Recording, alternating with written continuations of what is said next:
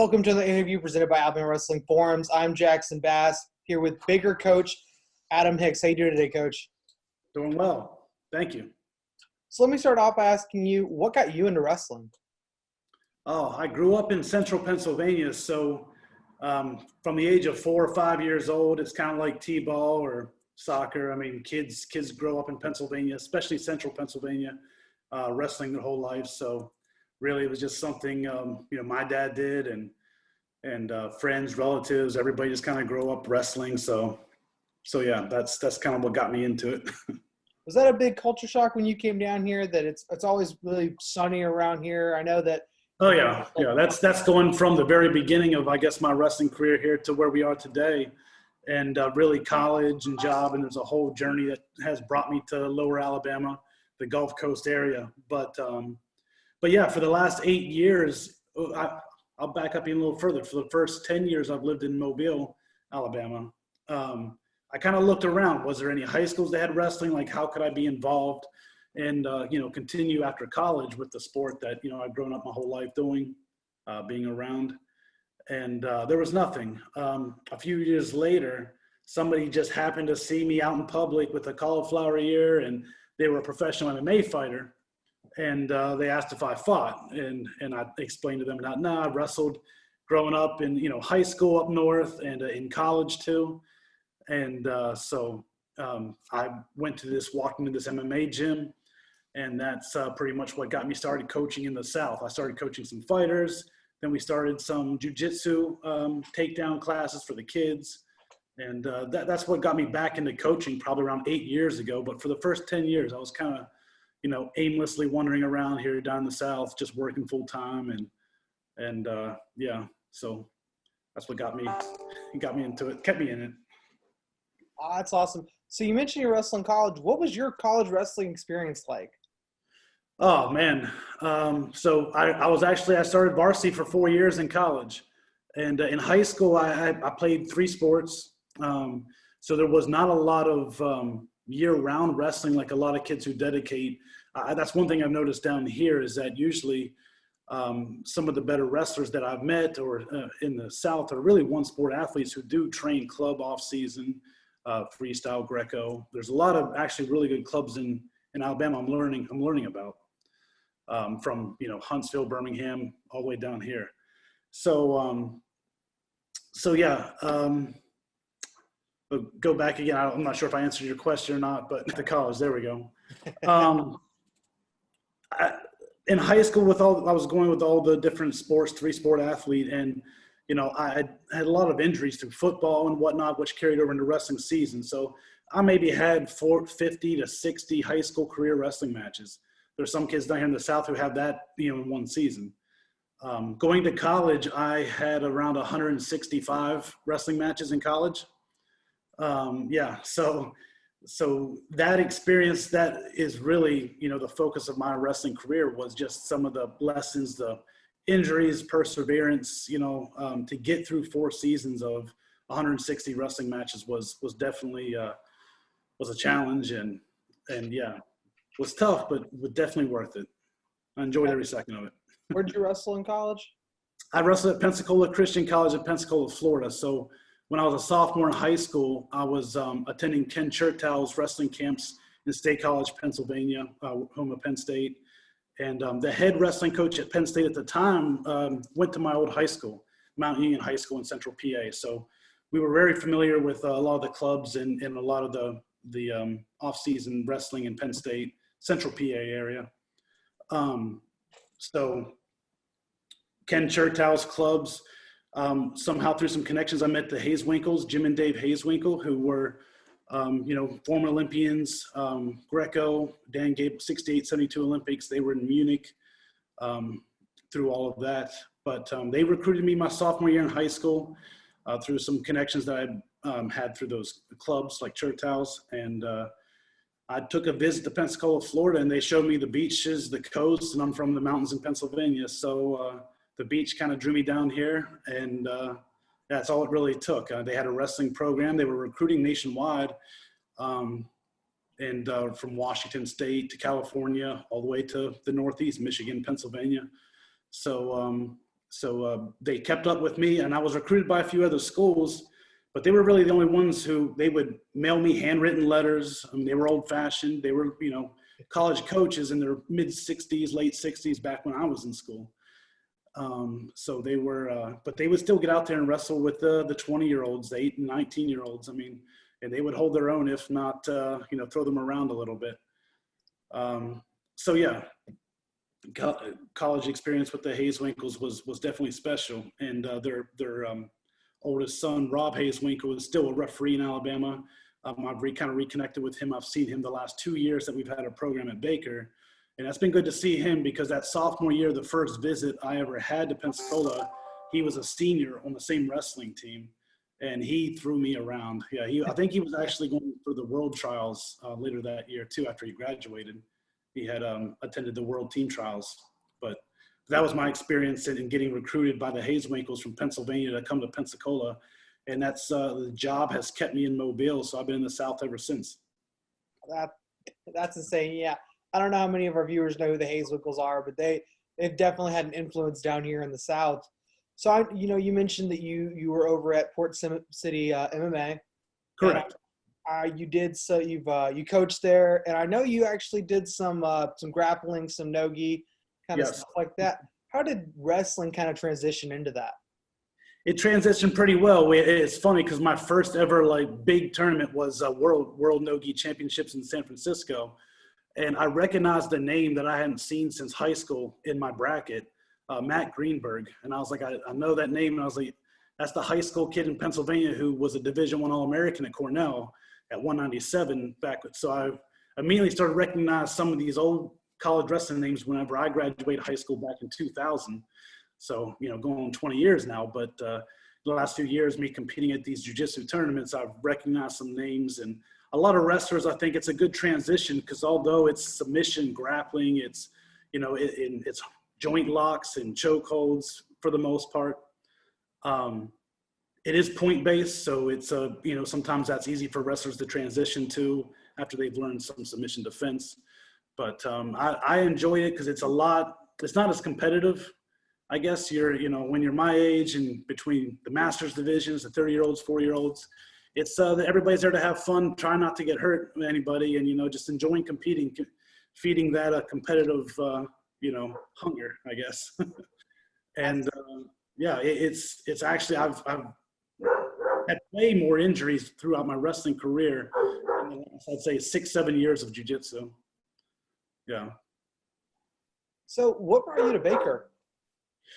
So going back to my time at Port City, coaching fighters and then getting into the kids jiu-jitsu classes, some of those 6-7-year-old kids I was teaching the jiu-jitsu classes, or we started a little wrestling club, even though there was no high school wrestling or really any wrestling tournaments in the area. You'd have to go to Panhandle or Louisiana to find wrestling tournaments.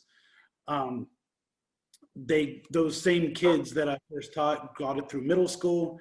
And one of the parents actually approached me about, hey, my kid loves wrestling. He's doing, this is a kid who rarely ever lost in jiu-jitsu just from takedowns and was just a kind of a natural grappler on his feet.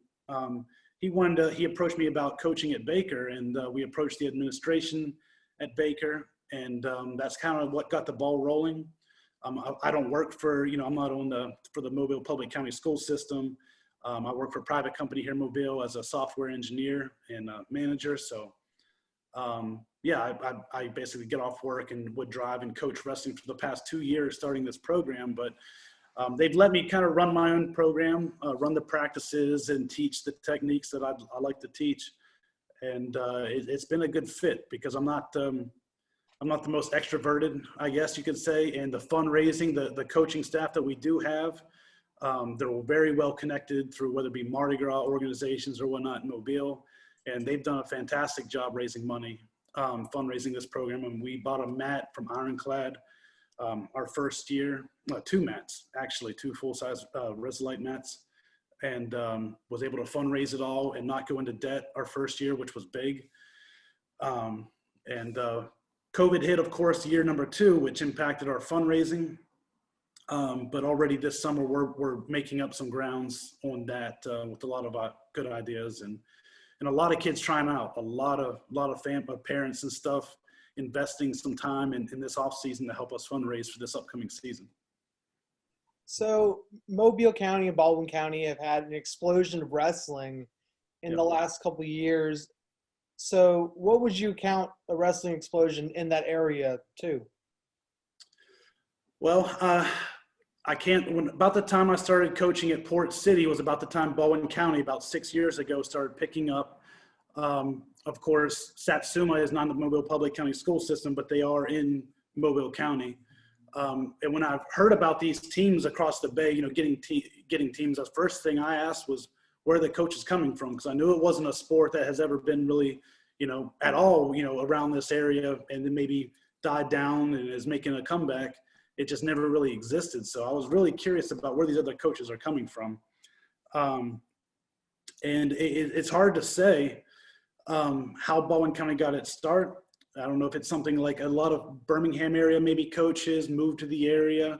I know that Baldwin County in general across the state, its population is increasing almost more than any other county in the state.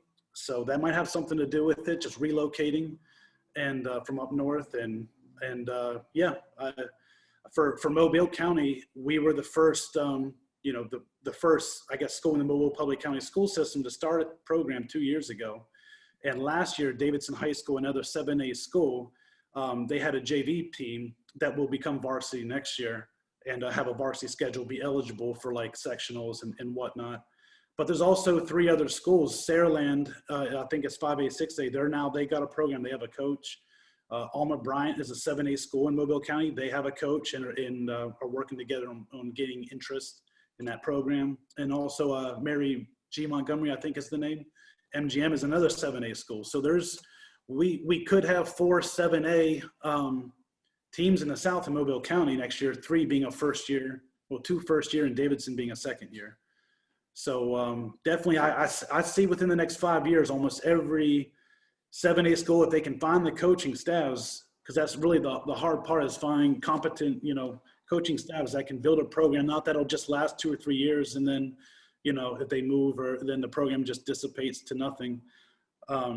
It'll be important to find people locally that can, whether they relocate here or we have a pretty big Coast Guard here in Mobile County. So, I would welcome definitely any transfers, anybody with previous wrestling experience, because for the last 2 years, we've just had nobody's ever wrestled before. And I think we've done a pretty good job with the program with that, just trying to find kids, because this sport is not for everybody. So I definitely think Baker lucked out with getting someone from Central PA and someone who wrestled in college, you coming along. But what's the biggest learning curve in getting just a fresh program? Fundraising is definitely tough. I mean, like I said, without some of the other coaches and just because I'm not from Mobile, I don't have a family in Mobile. So having the connections and being able to fundraise at least gives the student athletes an opportunity to, have the mat space, just a place to practice on campus. And also the experience to travel in tournaments, because it's not cheap to be able to travel, especially with there not being a lot of programs in this area, having to go to Montgomery or, even to Birmingham. And again, last year we wanted to travel more. However, with COVID, we did get hit with that for 2 weeks. We had to shut down traveling to go to, I think there was a duels tournament in Auburn over the Thanksgiving break. There were some things in Birmingham where we had to shut down. And the fundraising just wasn't really there like we expected it to be with the pandemic. Yeah. So so obviously 2 years ago was your first year. How do you get kids who maybe are unfamiliar with the sport? How do you recruit athletes into that sport? So one of the coaches, the head coach, Mickey Orso, he is helping facilitate this program, and he is the lead fundraiser. He is also a freshman football coach. So he would be in the weight room. He was a strength and conditioning coach at Baker for several sports. So he would be with a lot of the kids in the classroom and in the weight rooms. And that's how he kind of garnered that, turnout that we had for trials. Our first week of trials, everybody's just barefoot in socks on our wrestling mats. We had just gotten a week before. And we had 70 kids try out. So basic drills, and there was no live wrestling. Nobody had any wrestling experience at all, whether it be in some MMA gym or jiu-jitsu. Like, nobody really had any experience except for one or two kids that had come up through the jiu-jitsu at the MMA school. So we sumo wrestled. We try to make it fun. We put them through a little bit of a conditioning test, but for the most part, we just try to emphasize, this is tough, but you can also have fun at the same time, and just encourage participation throughout the rest of the summer into the season. So, yeah. So in your second year, you guys have a state placer in Cedric Abney. What does that mean for the program? Oh, that was huge. That was a really tough weight class, and being in 7A, I'm still learning the ropes, 1/8, 4A, 5A, 6A. I know 5A, 6A was pretty heavily loaded, but in 7A, I know he had a tough weight class, but he had an outside shot at placing, if not medaling. And it meant a lot. I mean, I was disappointed overall with the team, believe it or not, and our performance at states. We had 12 kids qualify for states this year, only our second year of the program, which was really nice. And a testament to that was just a lot of the kids kind of battling through injuries and stuff, and not, showing up and getting as many matches and wins as they can, because the way the seeding criteria worked was, we didn't qualify for states last year throughout a sectional tournament. It was basically a seeding criteria. And we just had so many kids get match after match, and just they were banged up and bruised, but they went out there and wrestled anyway. And that really, helped 12 of them make it. So I was glad we got 12 qualifiers. We probably won't have, fingers crossed. I'd like to get 12 qualifiers every year, but good luck with even, a lot of schools having that happen, having to qualify the top 4 in a section with Hoover, Smith Station, Thompson, of course, and others. So it meant a lot to get a state medalist. All the kids in their second year of wrestling was able to stick around the next day. Nobody wanted to go home early. Everybody was going to stay. And we had one person make it to day number 2, Cedric. And just the camaraderie, everybody was behind him. And that, I know that meant a lot for him. He was dealing with the bad shoulder injury. The night before in his quarterfinal match, he got slammed in the quarters and couldn't continue. I didn't know if he was even going to be able to wrestle the second day or not, because he had an MRI scheduled the day after Monday after the tournament for that shoulder. He was out of practice for a week and a half before states. His first match, he wore for the first time ever wrestling the shoulder brace that kind of wrapped around his chest, and he had a hard time breathing against his Smith Station opponent the first round of state, so he took it off for the quarterfinals match. And when he landed on it, the first thing I asked him was was that the same shoulder? And he just nodded, and I was like, you know what? You got your senior year next year. Our training staff, Encore training staff at Baker High School, was already thinking he might have to have some kind of surgery in the offseason. So I held him out. I know that was kind of a point of contention with the way that match went down with the slam and not being able to continue. So he advanced. But he was able to the next day get evaluated by the doctor, who was really good there. And he was cleared the next day, and lost 2, won 1, but had a big win in the Conci semis. So I felt like if he wrestled that way in the Conci semis, he might have had a chance in his second year to make it through the finals. He had the 14 seed from Vestavia in the semis. And I felt like that's about as good of a matchup that we're going to get, even though, the kid was, better than his record or better than his seed for sure, finishing second. But I couldn't be more proud of him. He's the kind of guy who quit every sport he played, super athletic kid. And he's dedicated to wrestling. And this off season, he is, getting his shoulder worked on through some therapy. And we hope to make 100% health next season. That's awesome to hear. Well, I don't know if you're familiar with my show, but I have a segment on it where I talk about the hot topics that are going on in Alabama wrestling, and I get your guys' ideas. So my first question is, do you think that wrestling in Alabama should be one division or multiple divisions? And if it's multiple divisions, how do you say we split it up?